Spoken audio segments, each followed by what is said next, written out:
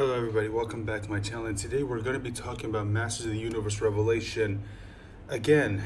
Now, I swear I originally planned never to make another video about this until maybe part 2 comes out and I give you guys my thoughts on that, but they keep saying something. Now, I actually have 2 videos planned for Masters of the Universe that should be out today, one involving this and another video involving something else that came out about the show that definitely needs to be talked about, and you'll find out what that is in the other video that should be coming out later today. So the first thing that I want to talk about is this. So from Bounding into Comics says Netflix reveals Masters of the Universe creative team aimed to design Teela with a more realistic, muscular perspective inspired by Gal Gadot's Wonder Woman and the Legend of Korra. And I think this actually comes from this tweet right here from Netflix Geeked, and they pretty much say the same thing. Now look, let's just be honest here. This is a fucking lie, okay? This is an absolute lie. The whole more realistic muscular perspective is absolutely not true. You could say this, you could say maybe the same for Andra, but when it comes to Teela, no. This is not realistic, especially considering what they say. So according to what they said, they designed Teela. The design for Teela was inspired by Gal Gadot, by Gal Gadot's Wonder Woman and the Legend of Korra. First of all, take a look at this. Do you see any similarities here and here? Where's the similarity? Now, in fact, this to me, I find it absolutely hilarious. Remember when Gal Gadot was first cast for Wonder Woman? A lot of people thought that, I don't know, I mean, she doesn't really look all that muscular. I mean, you know, Wonder Woman from the comics is supposed to be an Amazon warrior, so yeah, she does have muscle on her, which because it makes sense because you're a warrior. And a lot of people thought that, well, she doesn't look muscular enough, but then again, she did work out. And a lot of people actually forget the fact that Wonder Woman was in the Israeli army, so she actually does know how to fight, okay? So anyone who thinks that, oh, she's just a pretty blonde, oh, she's just, I don't know why I said blonde, but anyone who thinks that she's just a pretty woman who thinks that she doesn't know how to fight, no, trust me, she knows how to fight, okay? So I personally think that she was great for the role. I know a lot of people kind of make fun of the accent, but other than that, I do think she is a perfect Wonder Woman, in my opinion. Of course, you can disagree, it's fine. Now, when it comes to Evelyn, I will admit, again, her, just like Andra, I think that her design is okay, not that bad. Although I do question why she's jacked, because remember, Evelyn is a mage. And when you're a mage, you don't really need to focus on, you know, building up your body strength because you rely on your magic.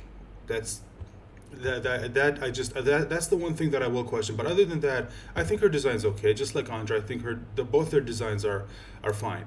Now, they say that it is inspired by Korra. Let me ask you, you look at Korra, and then you look at Teela. Where's the resemblance? You say she was inspired by Wonder Woman and Gal Gadot, and yet Wonder Woman and Korra, sorry if I'm a little bit all over the place. I literally just woke up and then I started recording this. So you look at Gal Gadot, okay? Look at her physique, and then you move on over to Korra, and then you go to Teela. Where's the resemblance? She looks nothing like them. I mean, seriously, she's jacked. I mean, it's like she spent the years after Prince Adam dies just injecting herself with steroids. I like this response. Thank God, and a show that allows a character to get a nice tan and become a total beefcake from holding up a piece of metal and saying a quick one-liner. It's really important that realism is included in the character design.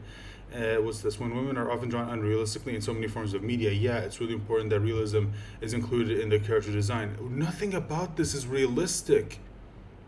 Nothing about this is realistic. Again, you said you based it off Wonder Woman and Korra, and yet your design looks absolutely nothing like them. So this is a fucking lie. This is an absolute lie. And okay, before I end the video, I do just want to point attention to one thing. So they talk about how the designs in Masters of the Universe Revelation, when it comes to women and men, are more realistic. And I think there was something included here in this article. Let me see if I can find it. Okay, yeah, here it is.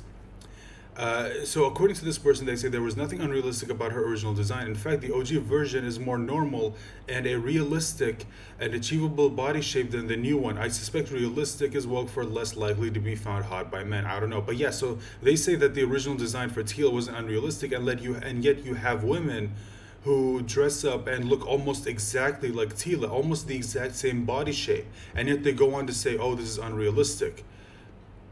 And especially when it comes to the men, so they say that they want it to be realistic, right? And yet you look at He-Man from the original show. This was pointed out by Steven the Illustrator, and then you look at He-Man in Masters of the Universe Revelation. Now, I will say this is a bit more fantastical, which I don't have a problem with because this is a fantasy series. I don't have a problem with He-Man being a bit buffer, but if they're trying to push this realistic narrative, then no, this, I guarantee you, most men do not look like this. Most men don't look like this. Even in those bodybuilding competitions, you know, some men do have very, very defined muscles, but if you actually go into it, then you'll find out that in order to get like this, they have to like severely starve themselves just so they could get that muscle definition, which isn't healthy, by the way.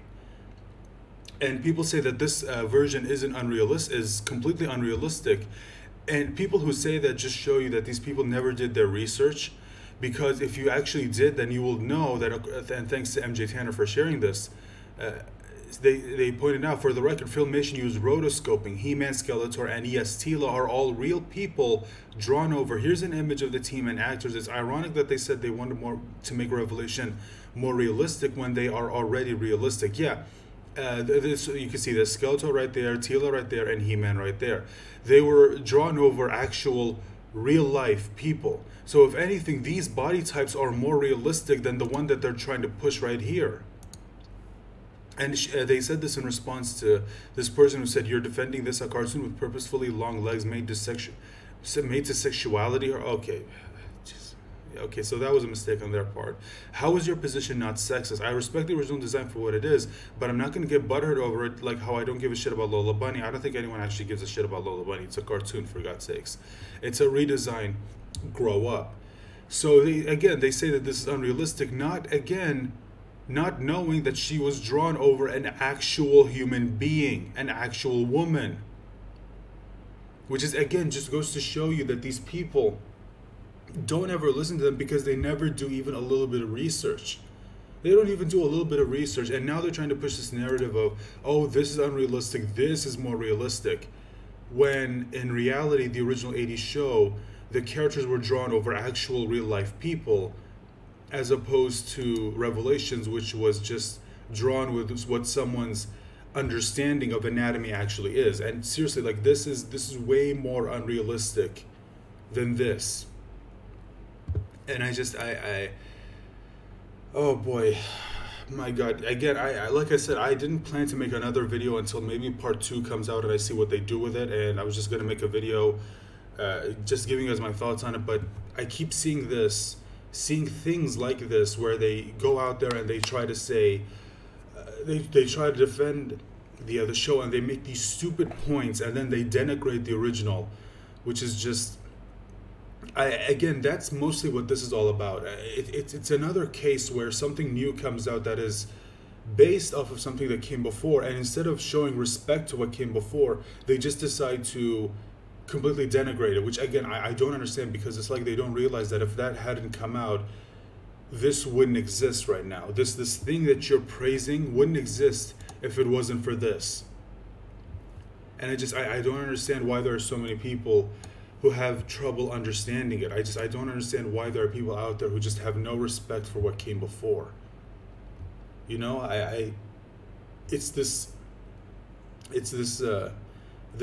mentality that a lot of young people have, where they think that, you know, what came before didn't really exist, or if it existed, then it was problematic, or whatever word that they're using right now. And so they have to completely disrespect it and say that, no, our version is better, when in reality, it's not. It's not. Yeah, it may look well drawn, but when it comes to the actual context of it, when it comes to the story, not really all that good. Anyway, guys, I'm going to end this video right here. Like I said, I have another video planned for Masters of the Universe Revelation, that should be coming out later today based on something else that I just found out. But I wanted to keep this its own separate video because that bit of information definitely deserves its own video. So with that being said, thank you so much for listening. I hope you enjoyed the video. Remember to like, share, subscribe, comment with your thoughts, ring the bell for notifications. I hope to see you for the next video, which again should be out later today. Bye for now.